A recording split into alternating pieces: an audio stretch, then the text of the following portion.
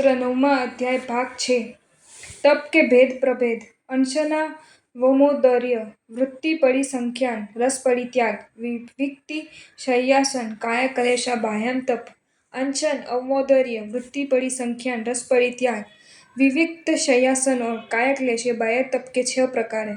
प्रायश्चित विनय वयावृत्य स्वाध्याय व्युत्सर्ग ध्यानान्युत्तरम। प्रायश्चित विनय वयावृत्य स्वाध्याय व्युत्सर्ग और ध्यान से यह अभ्यंतर तप के 6 प्रकार हैं। प्रस्तुत दोनों सूत्र में बाह्य तप के तथा अभ्यंतर तप के 6 भेद बताए हैं। वासनाओं को क्षीण करने तथा आध्यात्मिक शक्ति की साधना के लिए शरीर इंद्रिय और मन को जिन जिन उपायों से तपाया जाता है वे सभी तप कहे जाते हैं, अर्थात आत्मा की विशुद्धि करने वाली साधना तप है।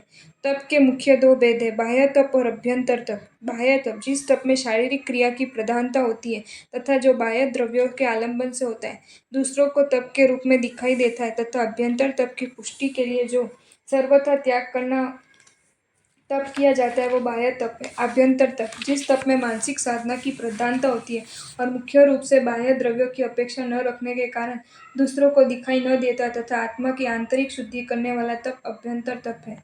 बाह्य तप के 6 प्रकार हैं। अनशन मर्यादित समय के लिए या आजीवन के लिए आहार का त्याग करना अनशन कहलाता है। जैसे अनशन यानी अन्न आदि खाद्य पदार्थ, पान अर्थात जल आदि पेय पदार्थ, खादिम यानी फल मेवा आदि और स्वादिम का अर्थ है मुख को सुवासित करने वाले सुपारी इलायची सौंफ चूर्ण आदि। ये चारों प्रकार के पदार्थ यहाँ अशन शब्द से ग्राह्य है। अनशन तप कहलाता है जब शरीर के साथ साथ आत्मा शुद्धि का भी लक्ष्य हो।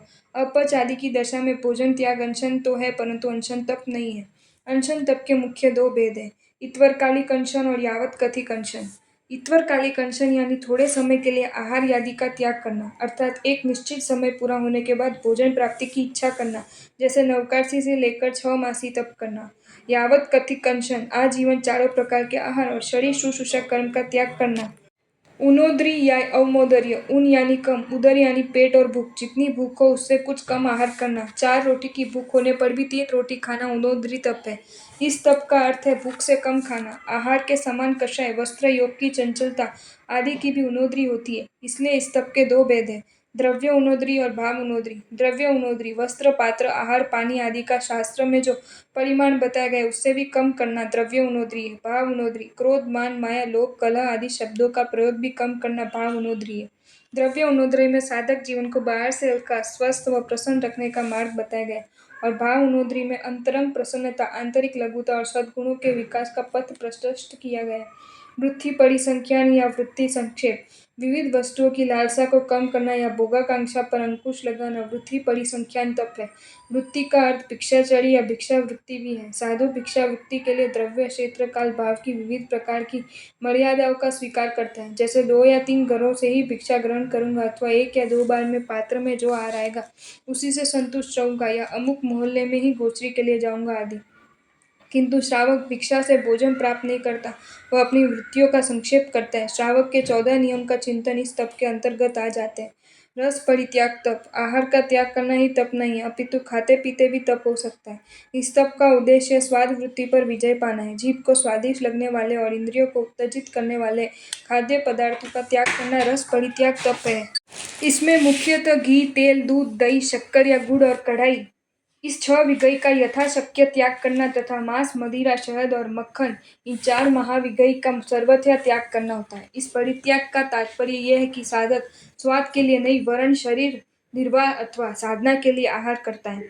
विविक्त शय्यासन संलीनता तप संकोच या गोपन करना, शरीर इंद्रिय और मन को संयम में रखना, काया का संकोच करना, स्त्री पशु नपुंसक रहित एकांत शांत पवित्र स्थान में रहना, विषयों का गोपन रक्षण करना तथा कषायों का रोकना संलीनता तप है। काय कलेश धर्म आराधना के लिए स्वेच्छापूर्वक काया को कष्ट देना या कायिक कष्ट को समता भाव से सहन करना काय क्लेश तप है। इस तप में विविध आसन प्राणायाम यौगिक साधना आतापना केश लोचन तथा उग्र विहार विभूषा का त्याग शरीर की सांस सज्जा का त्याग आदि का समावेश किया गया है। परंतु ध्यान रखना है, केवल काया को कष्ट देना ही काय क्लेश तप नहीं है, किंतु ज्ञान व विवेक पूर्वक आत्मशुद्धि व इंद्रिय विजय की भावना रखते हुए शारीरिक वेदना उपसर्ग परीक्षा आदि को संभाव पूर्वक सहन करना काय क्लेश तप है। अभ्यंतर तप के 6 प्रकार। प्रायश्चित। प्रायश्चित में 2 शब्दों का योग है, प्राय और चित।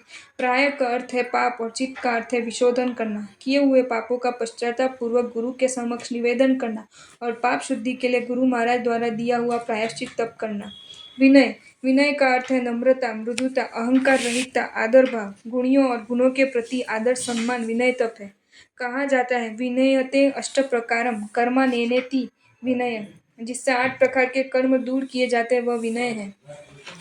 वैयावृत्य तप। वैयावृत्य का अर्थ है गुरुजनों की सेवा, शुश्रूषा करना। निस्वार्थ भाव से धर्म साधना में सहयोग करने वाली विविध प्रकार से आहार, पानी, वस्त्र, उपकरण, औषधि आदि से गुरु, तपस्वी, रोगी, वृद्धजन, असहाय आदि की विविध प्रकार सेवा शुश्रूषा करना, उनको सुख साता पहुँचाना और उनके संयमी व तपस्वी जीवन की यात्रा में सहयोगी बनना वैयावृत्य तप है। वैयावृत्ति से तीर्थंकर नाम कर्म का उपार्जन होता है। उसके आचरण से साधक महानिर्जरा और परम मुक्ति पद को प्राप्त करता है। स्वाध्याय। अस्वाध्याय काल टालकर सत्य शास्त्रों को मर्यादा पूर्वक पढ़ना, विधि सहित अध्ययन करना स्वाध्याय है। दूसरा अर्थ है स्वयं का अध्ययन करना अर्थात आत्मचिंतन मनन करना स्वाध्याय है। व्युत्सर्ग। व्युत्सर्ग का अर्थ है विशेष प्रकार से त्यागना, निसंगता, अनासक्ति और निर्भयता से शरीर की लालसा अथवा ममत्व का त्याग करना व्युत्सर्ग तर्क है। ध्यान। ध्यान का अर्थ है एकाग्रचित होना, चित्त की चंचलता को त्याग कर मन को एक विषय पर एकाग्र करना अर्थात केंद्रित करना ध्यान नाम का छठा अभ्यंतर तप है। नव चतुर्दश पंच द्विभेदम यथाक्रमम प्राग ध्यानाद। ध्यान से पहले के अभ्यंतर तपों के क्रमश 9, 4, 10, 5 और 2 उत्तर भेद है। प्रायश्चित तप के प्रकार। आलोचन, प्रतिक्रमण, तदुभय, विवेक, व्युत्सर्ग, तपश्चेद, परिहारोपस्थापनानि।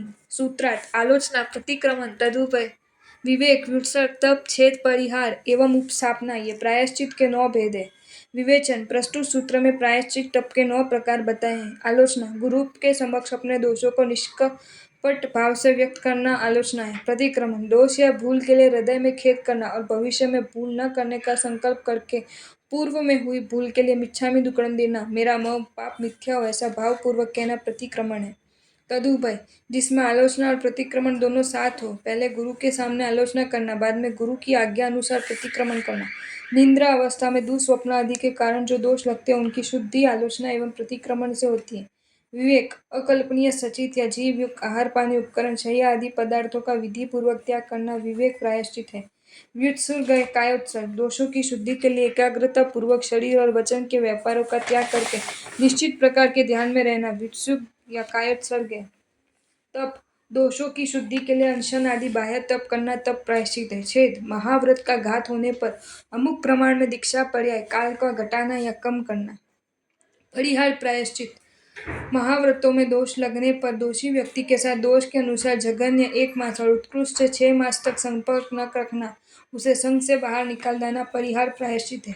उपस्थापना प्रायश्चित। महाव्रतों के भंग होने पर संघ से अलग रखकर घोर तप कराना और वह तप पूरा कर लेने पर पुनः नई दीक्षा देना उपस्थापना प्रायश्चित है। कई ग्रंथों में परिहार और उपस्थापन इन दोनों के स्थान पर मूल, अनवस्थाप्य और परांचिक इन 3 प्रायश्चितों के होने से प्रायश्चित के 10 भेद बताए गए हैं।